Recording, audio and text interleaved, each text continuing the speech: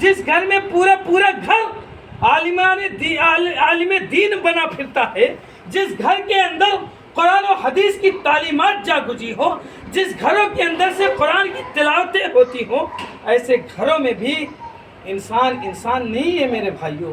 جس شخص کے اندر اس کی مجبوری کو نہ سمجھا جائے، جس شخص کے اندر اس کے صبر اور برداشت کا مادہ کو نہ سمجھا جائے، وہ انسان ہی انسان کیا ہے میرے بھائیوں۔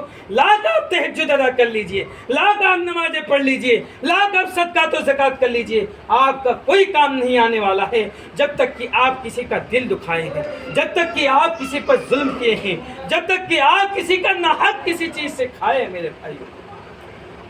تو اللہ رب العزت واللہ الشکور الحلیم، یہ سورہ تغابن کی صورت ہے۔ میرے بھائیوں، ہم خامیوں کو تلاش کرنے کے بجائے لوگوں کی خوبیوں کو تلاش کریں، لوگوں کی اچھائیوں کو تلاش کریں، اچھائیوں کو بیان کریں، نہ کہ برائیوں کو بیان کریں۔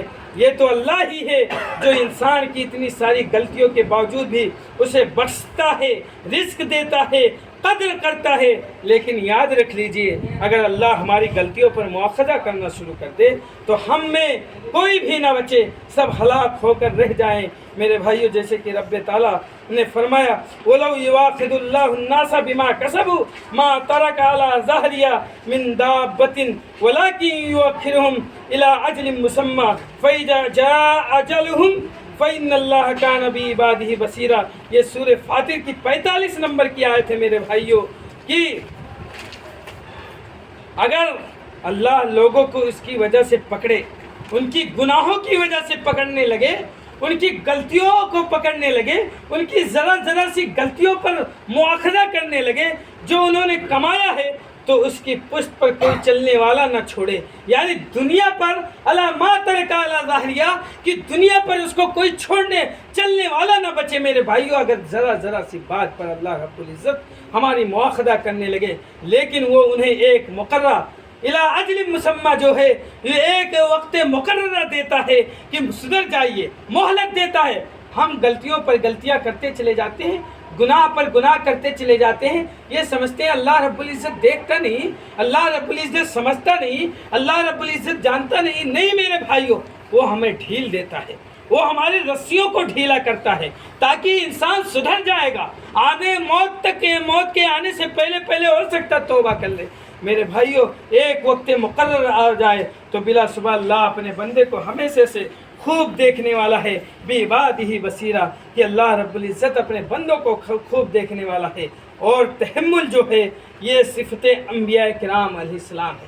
تمام انبیاء کرام علیہ الصلوۃ والتسلیم کے اندر پائی گئی ہے یہ برداشت کا مادہ، یہ نرمی، یہ بردباری، یہ سارے انبیاء کرام علیہ الصلوۃ والتسلیم کو پائی گئی ہے۔ اگر آپ سیرت کی کتابوں کو پڑھیں گے تو آپ دیکھیں گے کہ آپ پائیں گے تمام انبیاء کرام جتنے بھی دنیا کے اندر اتارے گئے، آپ دیکھیں گے، سیرت کی کتابوں کو پڑھیں گے تو آپ کو ایسے انبیاء کے واقعات ملیں گے کہ ایسی قومیں تھیں جنہوں نے انبیاء کو زندہ جلا ڈالا ہے، ایسی قومیں گزری ہیں جنہوں نے انبیاء کو بوٹی کر ڈالا ہے، ایسی قومیں گزری ہیں جنہوں نے انبیاء کے چیتڑوں کو الگ کر کے درختوں پر لٹکا دیا ہے، ایسی قومیں گزری ہیں جنہوں نے انبیاء کو طرح کی تکلیفیں اور اذیتیں دی ہیں۔ میرے بھائیوں، اگر انبیاء کرام کے اندر برداشت کا مادہ نہ ہوتا، صبر کا اور تحمل کا مادہ نہ ہوتا،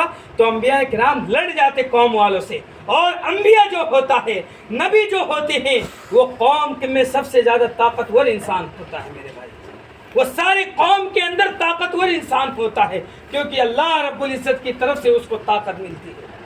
میرے بھائیوں، ہم اور آپ سمجھیں کہ تحمل جو ہے، برداشت جو ہے، یہ انبیاء کرام علیہ الصلوۃ والتسلیم کی صفت ہے۔ یہ صفت اللہ کی خوبی ہی نہیں صرف، بلکہ سادات انبیاء کرام بھی ہے، اور بردباری والے اور برداشت کرنے والے تھے۔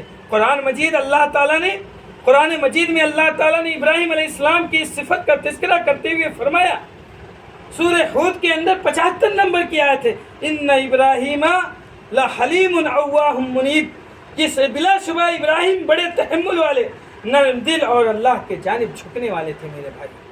اور سیدنا اسماعیل علیہ السلام کا وصف بیان کرتے ہوئے ابراہیم علیہ السلام کو ان کی پیدائش کی خوشخبری دیتے ہوئے فرمایا فبشرناہ بغلام حلیم، فبشرناہ بغلام حلیم، کہ ہم نے اسے برداشت کرنے والے لڑکے کی بشارت دی ہے، فبشرناہ بغلام حلیم، برداشت کرنے والے بچے کی اور بردباری کرنے والے کی بچے کی بشارت دی ہے۔ میرے بھائیوں، ہم اور آپ سوچیں، کیا ہمارے اندر برداشت کرنے کا جذبہ ہے؟ کیا ہمارے اندر نرمی اور تواضع اختیار کرنے کا جذبہ ہے؟ آج ہم چھوٹی چھوٹی باتوں پر دل کو پسیج لیتے ہیں، چھوٹی چھوٹی باتوں پر لوگوں سے لڑ جاتے ہیں۔ اگر آپ کو چھوٹی چھوٹی باتوں پر دیکھنا ہے تو مدینے والے کو دیکھیے، نبی صلی اللہ علیہ وسلم کو دیکھیے۔ کیوں نہیں کہ ان کو پاگل کہا گیا، ان کو دیوانہ کہا گیا، ان کو مجنوں کہا گیا، ان کو جادو کہا گیا، راستے سے چلتے تھے تو کوڑا کرکٹ ڈال دیا جاتا تھا۔ میرے بھائیو، چھوٹی چھوٹی باتوں پر آپ دل کو اپنے نرم چھوٹا مت کیجیے میرے بھائیو، بلکہ آپ اپنے اندر برداشت کا مادہ پیدا کیجیے، تحمل کا مادہ پیدا کیجیے، جذباتیت اور اظہار اور نرمی کا مادہ پیدا کیجیے۔ میرے بھائیو، یہ چند باتیں تھیں جو آپ تمامی حضرات کے سامنے پیش کی گئی۔ اللہ رب العزت سے دعا ہے کہ اے العالمین